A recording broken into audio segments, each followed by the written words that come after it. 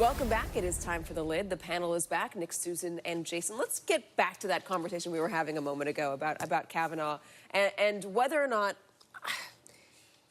The truth is, the allegations against Kavanaugh are not as detailed. There are not as many allegations. There are not as many corroborating witnesses as there are against allegations, people who accused Harvey Weinstein or all the other people that have generally fallen in the Me Too movement, these big, powerful men.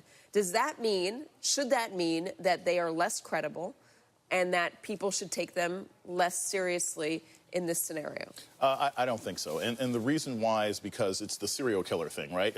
Are you not a murderer because it's only one person? You have to kill 4 or 5 before it's a problem? I think any of these accusations, when you're about to be in a position where you can make decisions about women's bodies and women's lives, have to be taken into consideration. And also, his responses have been part of the problem. We talked before. It's not just an issue of not owning up. It's him first claiming, oh, well, I don't remember any of this. I wasn't involved. But the people that he's associated with, from Mark Judge to this organization when he was at Yale, leave this penumbra of a guy who was in the kind of environment where this kind of negative behavior towards women happened. So is he guilty by association just because the people he hung out with had, you know, one wrote a book about the drunken antics of high school, and the secret society that he was in Yale was known to be a certain way and had a certain nickname? Absolutely not. No, look, you can't damn someone because of the circumstances they were in or the people they associated with. It's not in itself conclusion of anything or proof of anything. I think we should take seriously any specific allegations. I think the issue that we're all having here is, again, there is no precedent or set of rules for what facts are most important in deciding Supreme Court placement. And we all have to decide, and all the senators have to decide, what we think makes for a good judge or mark of character. Is that ever going to happen? Are all the senators going to one day come up with an outline of how they're going to address these things? No, they can't. But I think every senator has already decided what they actually think about these accusations. So what do you think is going to happen with Murkowski or Collins or Flake or Corker? Because, I mean, those are the people that everyone will be looking at. Those are the people that I'm sure Brett Kavanaugh will be speaking to on Thursday. Well, the more I think you see Donald Trump speak and actually hurt Kavanaugh's case, and the more time that goes by and potentially more allegations come up, it's going to be harder and harder for those senators to support this nominee.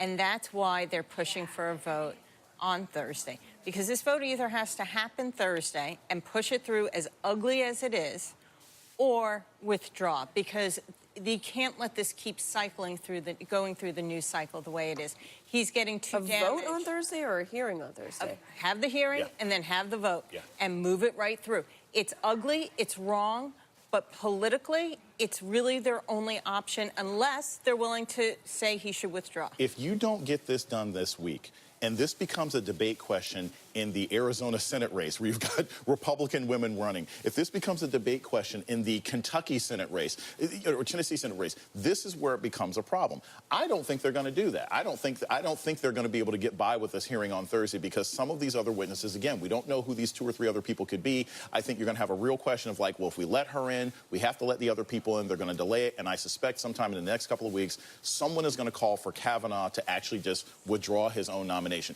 When you've got the governor of Alaska pretty much giving Murkowski cover, saying, hey, look, if you vote no on this guy, we'll still support you, I think he's going to back out. Politically speaking, is this a double-edged sword for the GOP, or can they make an argument that there is a, as Kellyanne Conway put it today, a vast left-wing conspiracy, and would that help them at the polls? Enthusiasm for the GOP is up, according to our latest poll.